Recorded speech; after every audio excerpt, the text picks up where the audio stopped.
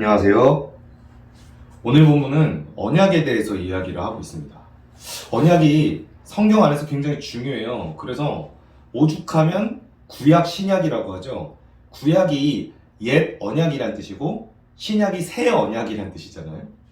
성경이 하나님과 인간이 맺은 언약을 굉장히 중요하게 여겨요. 그 언약이 성경의 아주 중요한 핵심 줄기입니다. 그럼 우리가 이 언약에 대해서 생각을 할 때 가장 간단한 방법은 언약이라는 단어가 갖는 사전적 의미예요. 언약이 무엇인가요? 약속이죠. 하나님과 인간이 언약을 맺었다라는 것은 하나님과 인간 사이에 어떤 약속이 있다라는 거예요. 이걸 우리가 신랑과 신부의 관계, 결혼의 관계로 예를 들어 볼게요. 우리가 성경 안에서 하나님과 인간의 관계를 신랑 신부라고 표현을 실제로 하죠. 예수님과 그리스도 믿는 자들의 관계도 신랑 신부라고 표현하니까. 그래서 우리 신랑 신부가 결혼할 때에 서로 뭘 하나요? 서약을 합니다. 그래서 오죽하면 백년 가약이라는 표현을 쓰잖아요. 그러면 하나님과 우리가 맺은 이 약속, 이 언약에 대해서 성경이 어떤 식으로 우리에게 설명하고 있냐, 요걸 좀 나눠볼 거예요. 이게 왜 중요하냐면 여러분, 언약에 대해서 정리하고 있으면요, 우리가 앞으로 신앙생활해야 되는 방법, 성격이 다 도출이 됩니다. 어쩌면 우리가 정말 중요한 것을 놓치고 있다는 것도 발견하게 될 수도 있어요. 자, 우리 오늘 본문이 언약이란 얘기를 하는데 일반적으로 언약이란 단어를 보게 되면요, 베리트라고 얘기합니다. 이 베리트란 단어는 보시는 것처럼 계약, 동맹, 협약 이런 뜻이 있어요. 일반적으로 이 단어가 내포하는 건 무엇이냐면 상호 간의 협약이에요. 양방의 당사자가 필요하다는 거죠. 호세아 2장 같은 데서 보면 우리 본문이 있죠. 읽어볼게요. 내가 내게 장가들어 영원히 살되 공의와 정의와 은총과 긍휼히 여김으로 내게 장가들며 진실함으로 내게 장가들리니 내가 여호와를 알리라. 아멘. 자, 여기에서도 하나님과 이스라엘 백성이 마치 혼인관계를 맺은 것처럼 표현하잖아요. 그래서 이걸 언약이라고 표현해요. 우리 언약을 맺는다는 것은요, 혼인관계처럼, 남자와 여자의 관계처럼 서로 간에 사랑, 연합, 완전한 하나가 된다는 것을 내포하고 있어요. 언약관계와 연합은요, 절대로 감상적인 관계가 아니에요. 운명의 찌릿한 관계에 그치지도 않고요. 오늘날 현대사회가 두 쌍 중에 한 쌍이 이혼을 하고 있는데 남녀의 결혼관계가 실패하는 가장 중요한 이유 중에 하나입니다. 언약도 없고 약속도 없고 서로를 향한 책임과 의무와 희생도 사라졌죠.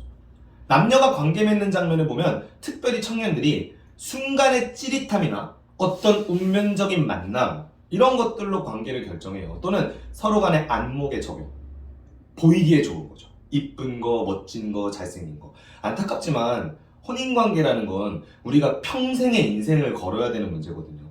그러면 평생 서로 간의 언약을 충실히 지킬 수 있는 신실함, 영어로 말하면 reliability라고 할 수 있죠. 그거를 바라보지 않고 순간의 감정과 센스에 의존한다면 그 관계가 당연히 오래 갈 수 없죠. 사람이라는 건 변하거든요. 오죽하면 노래가 있겠어요. 남자는 변하고 여자도 변하고, 그죠? 결혼 전엔 다 해준다고 하더니 약속과 신실함이 기반하지 않은 관계는 변하게 돼 있어요.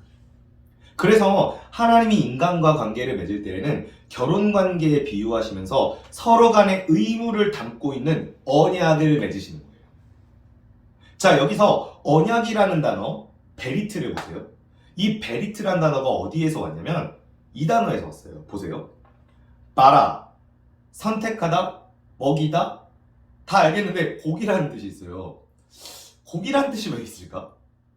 제가 많이 애용하는 성경의 히브리어 원어 어플을 보여드릴게요. 이게 이제 픽트리 성경이라고 합니다. 어플 검색해보세요. 픽트리 성경은 원어와 단어의 뜻을 기본적인 걸 다 설명을 해주는데 제가 사진을 갖고 왔어요. 자, 이거 언약에 대한 베리트 단어의 설명입니다. 여기에 보니까 윗부분에 계약, 동맹, 연합 이런 뜻이 있죠. 밑에 보세요. 그 단어에 어원, 어근이라고 하는 단어가 바란데 여기에 보면 마지막에 뭐가 있나요? 선택하다, 먹다, 명백히 하다, 그리고 고기란 말이 있잖아요. 왜 언약에 고기라는 말이 있죠? 제가 히브리어로 이 베리트라는 단어 말고 언약을 나타내는 단어를 하나 더 보여드릴게요. 자, 두 번째 단어 이겁니다. 카라트. 카라트란 말은 쪼개다라는 뜻이죠. 쪼개는 게 뭔가요? 우리가 치킨을 시켜서 쪼개볼까요? 자, 우리 위의 단어는 고기, 밑에 단어는 쪼개다. 두 개가 합쳐져서 생기는 이미지가 있지 않나요? 우리 성경 속에서 언약을 다루는 중요한 본문 가운데 고기 그리고 쪼개는 이야기 두 개가 나온 본문이 있었어요. 어딜까요? 그렇죠. 여러분이 대답하신 게 다 들렸습니다. 할렐루야. 네. 창세기 15장이죠. 여러분 창세기 15장을 보면 하나님이 우리와 의도하려고 하셨던 언약의 성격이 드러나게 돼 있어요. 읽어볼게요. 여호와께서 그에게 이르시되 나를 위하여 3년 된 암소와 3년 된 암염소와 3년 된 순양과 산비둘기와 집비둘기 새끼를 가져올지니라. 아브라함이 그 모든 것을 가져다가 그 중간을 쪼개고 그 쪼갠 것을 마주대하여 놓고. 아멘. 자, 하나님이 아브라함과 언약을 맺으실 때 짐승을 쪼개요. 그 언약을 맺을 때 왜 짐승을 쪼갤까요? 여러분 하루 종일 이거 묵상하는 거예요. 여러분 성경 공부라는 게 얼마나 재밌는 거냐면 그냥 설교 듣고 단순히 개념을 이해하는 게 아니에요. 고기를 쪼갠다? 언약을 맺는데 왜 고기를 쪼개지? 생각하는 거죠. 목사님께도 여쭤보고 성경 자료도 찾아보고 강해서나 주석서 같은 거 찾아보고. 예레미야 34장이 이거에 대해서 설명해 줍니다. 읽어볼게요. 송아지를 두 조각으로 갈라놓고 그 사이로 지나가 내 앞에서 언약을 맺어놓고서도 그 언약의 조문을 지키지 않고 나의 언약을 위반한 그 사람들을 내가 이제 그 송아지와 같이 만들어 놓겠다. 아멘. 네, 아멘은 했지만 섬뜩한 얘기 아닙니까? 이게 새번역 버전이라서 쉬운 버전인데 언약의 성격이 드러났어요. 하나님이 하시는 말씀은 짐승을 쪼개어 맺은 언약, 그것은 이 언약을 지키지 않는 자가 이 짐승과 똑같이 된다라는 것을 의도하고 있다는 거예요. 정말 비장하고 결연한 언약이라는 거예요. 하나님과 백성이 언약을 지킬 때에는 반드시 어떤 경우에도 이 언약을 포기하지 않는다. 하나님도 마찬가지고 인간도 마찬가지예요. 하나님이 이 언약을 지키기 위해서 어느 정도까지 하셨냐면 당신과 동등 본질인 그 아들 예수 그리스도를 죽기까지 복종시키고 그 하나님의 본체를 포기해서 이 땅에 내려와 모든 것을 버리게 하셨잖아요. 하나님은 그렇게까지 언약을 지키시는 거예요. 그 언약의 당사자인 우리가 과연 어떤 마음으로 하나님과의 언약을 지켜야 할까요? 카라트, 쪼개다. 우리의 목숨이 쪼개지는 심령으로 이 언약에 대한 순종, 이 언약에 대한 신실함을 요구하는 게 아닐까요? 자, 우리 오늘 본문이 예레미야 31장인데 이 본문이 중요한 이유가 뭐냐면 성경을 관통하는 수많은 언약들이 있어요. 아브라함 언약도 있고 다윗 언약도 있고 이른바 소금 언약이라고 하죠. 예레미야 31장은 그 가운데에서도 새 언약이라고 불리는 아주 새로운 언약, 예전과는 다른 그 새로운 언약으로 불리는 구약의 마지막 언약이 소개되는 본문이에요. 32절이 그걸 설명하고 있는데 읽어볼게요. 이 언약은 내가 그들의 조상들의 손을 잡고 애굽 땅에서 인도하여 내던 날에 맺은 것과 같지 아니할 것은 내가 그들의 남편이 되었어도 그들이 내 언약을 깨트렸습니다. 여호와의 말씀이니라. 아멘. 자, 일단 중요한 건요. 새로운 언약인데 옛날에 조상들을 애굽 땅에서 인도하여 내던 그날에 맺은 것과는 다른 언약이라고 해요. 새 언약이 등장했던 이유가 32절이 말하는 것처럼 애굽 땅에서 나올 때의 언약, 이것과 달라요. 이유가 있겠죠? 그 언약이 무언가 부족하거나 실패했기 때문에. 32절이 다행히 후반부에서 이것을 설명하고 있어요. 그렇죠? 읽어볼게요. 내가 그들의 남편이 되었어도 그들이 내 언약을 깨트렸습니다. 이게 원인이라는 거예요. 우리 구약 역사 읽을 때마다 되게 슬퍼요. 하나님이 이스라엘 백성과 끊임없이 언약을 맺으시는데 이스라엘 백성들이 계속 그 언약을 깨요. 말을 듣지 않고. 그래서 하나님이 그때마다 심판하시거나 광야에서 1세대를 멸절시키시기도 하고 심지어는 그 악한 바벨론 군대를 보내어서 이스라엘을 멸망시키기도 하세요.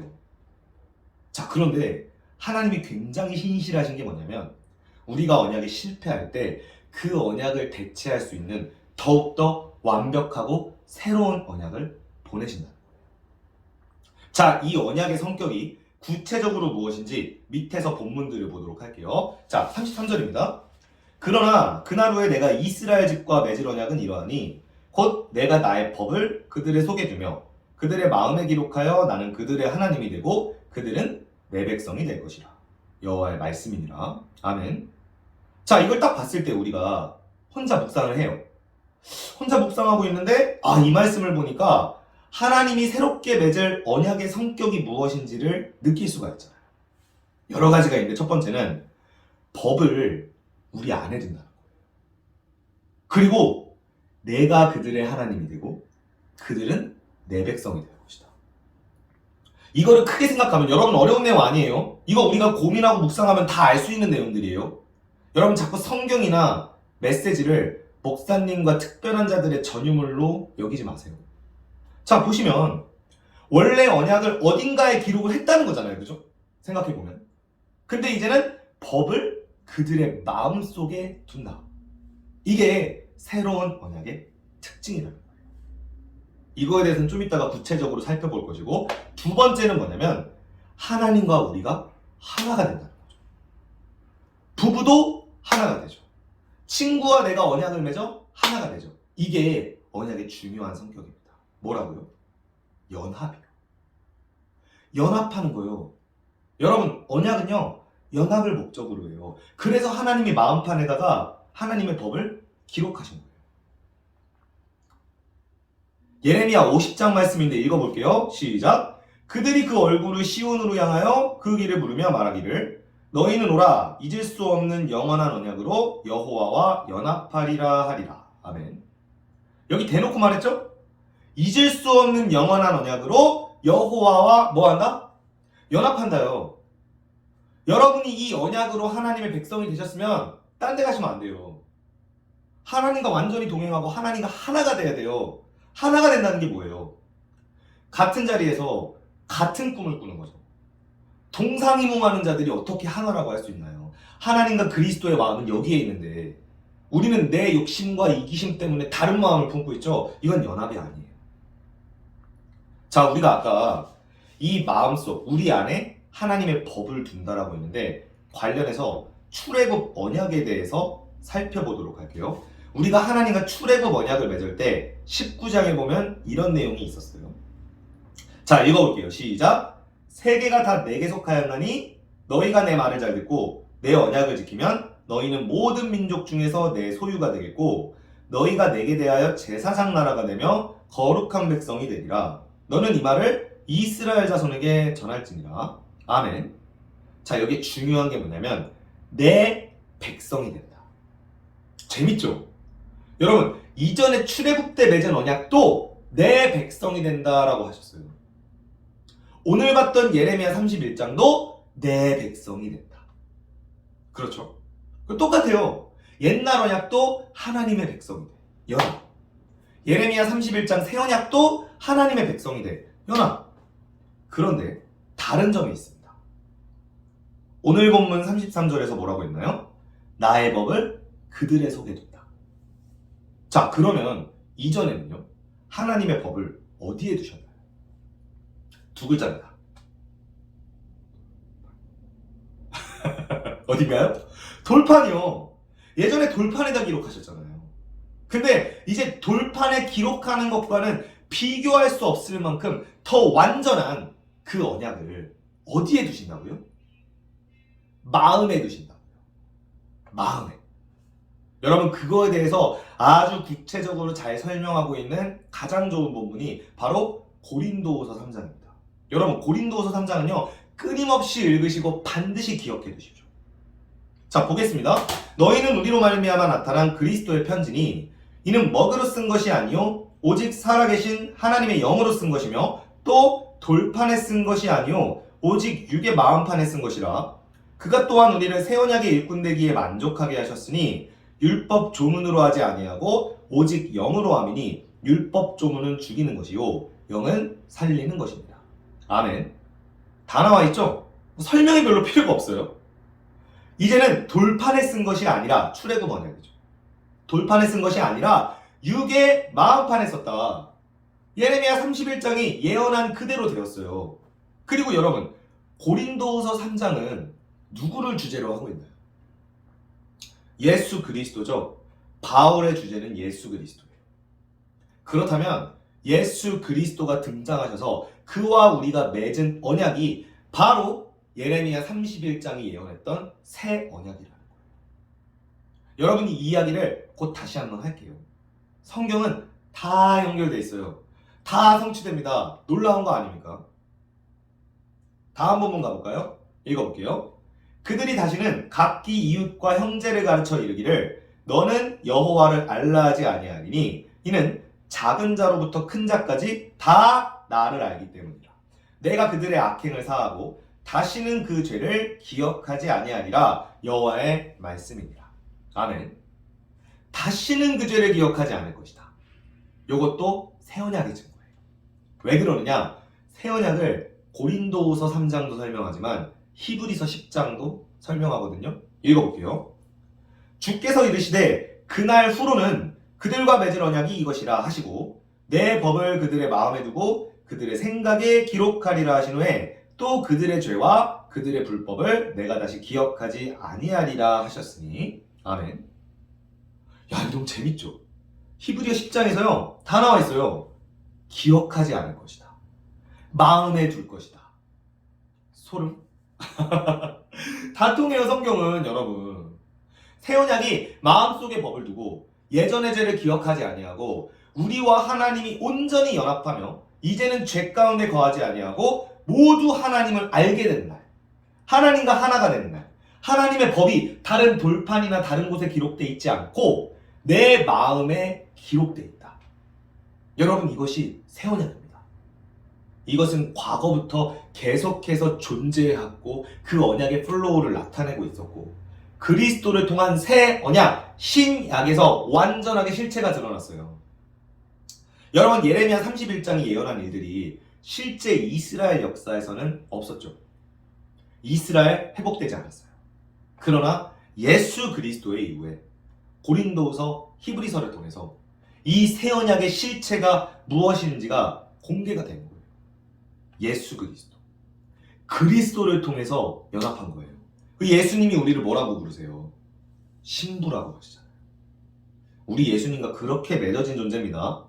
결코 그냥 나 천국 갑니다. 나 교회 다닙니다. 일주일에 한 번 가서 예배 드립니다. 요즘은 코로나라서 온라인으로 드립니다. 아니, 세상에 어떤 결혼한 부부가 온라인 데이트를 합니까? 이건 제가 웃자고 하는 얘기지만 막말로 그렇다는 거예요. 여러분, 지금처럼 신앙생활 게을리하는 건 언약관계도 아니고 연합관계도 아니에요. 연합과 언약을 맺은 자는요, 그 언약의 상대자가 세상에서 제일 중요해야 정상이죠. 그 법이 내 안에 있는데, 내가 그의 백성이 되는데. 여러분, 그의 백성이십니까? 그의 법이 마음속에 있으십니까? 그가 내 언약과 사랑의 상대의 모든 것입니까? 돌아보시기 바랍니다. 내가 정말 언약을 하나님 안에 품고 말씀을 품고 하나님과 온전히 연합하고 그리스도와 연합하여서 그리스도의 말씀을 내 마음에 새긴 자라면 절대로 이렇게 대충 살지 않아요. 여러분, 그리고 다시 한번 말씀드리지만 오늘 제가 말씀드린 거 제가 어디 특별한 장소 가서 신령함을 받아서 깨달은 거 아닙니다. 꾸준히 매일매일 주석과 강해집과 원어가 필요하다면 참고하면서 열심히 시간을 내어 묵상한 것들이 쌓이고 제 안에 통찰이 생기면서 깨닫게 된 거니까 여러분, 지금처럼 집콕 시대에, 집콕 내지는 방콕, 그 시대에 말씀 좀 열심히 보시기를 바랍니다. 우리 세상 지식 지금 알 게 아니라 큐티 먼저 해야 돼요. 연구를 해야죠. 이사야, 에스겔, 수많은 선지서에 그 언약의 힌트들이 수도 없이 담겨 있어요. 자, 메시지 정리해 볼게요. 새 언약은 무엇이냐면요, 원래 하나님과 인간이 과거부터 언약을 맺어 왔었고 그 언약은 이미 예전부터 하나님의 말씀을 우리에게 깨닫게 하고 하나님의 뜻에 함께하는 하나님과 연합된 백성을 만드는 것이 목적이었다. 그런데 그 언약들이 실패할 때마다 하나님은 그거에 대해서 촉구하고 도전하시고 징계하시는 가운데 그때그때 온전한 언약을 내리셨고, 결국 마지막에는 하나님 당신의 아들이 직접 오셔서 그 법을 우리의 마음속에 영으로 새기시고 우리와 당신의 온전한 결혼, 예수 그리스도를 신랑으로 삼는 온전한 결혼, 그의 말씀을 내 마음에 새기는 온전한 실패 없는 언약을 통해서 우리가 하나님의 백성으로 이 땅에서 순종하고 살아가는, 하나님과 온전히 연합한 백성을 되게 하려는 것, 이것이 언약이라는 것. 이게 신약입니다. 기억하시기 바랍니다. 그 신약을 위해서요, 예수님이 목숨을 거셨어요. 목숨 건 복음입니다. 목숨 건 언약이에요. 여러분에게 복음이라는 게 무엇인가요? 생각해보세요. 왜 예수님이 십자가에 달리시고 왜 예수님이 여기까지 오셔서 수모를 당하셨어야 하냐는 거예요. 단순히 우리를 사랑해서? 감정적인 거 아니라고 했죠? 아주 계획적인 거예요. 이것은 언약이에요. 언약을 지키기 위함, 언약을 온전케 하기 위함, 그리고 그 언약은 우리에게도 언약에 합당한 책임을 요구합니다. 그 언약에 반응하는 자, 하나님의 백성답게 그 말씀이 내 안에 살도록 하는 그 삶을 살아갈 반응의 의무가 있는 거예요. 여러분, 이걸 우리가 몰랐던 이유는 뭐냐면 정신이 없으니까. 하나님과 맺은 언약, 그리스도와 맺은 언약보다는 세상에서 내가 비즈니스 하면서 쓴 계약서들이 더 중요했으니까요. 인간과 약속한 게 더 중요했으니까요. 그것과는 비교도 할 수 없을 만큼 하나님 당신의 피 흘린 언약이 우리 안에 있다니까요. 여러분, 그걸 지키셔야 돼요. 그게 믿는 자입니다. 쪼갠다. 쪼개지는 마음으로 그 언약을 지켜야 돼요. 요한복음 15장인데요. 보도록 할게요. 시간상 다 읽진 않을게요. 여기에요, 새 언약의 성격을 예수님이 다 설명하세요. 내가 너희 안에, 너희가 내 안에, 그리고 내 말이 너희 안에.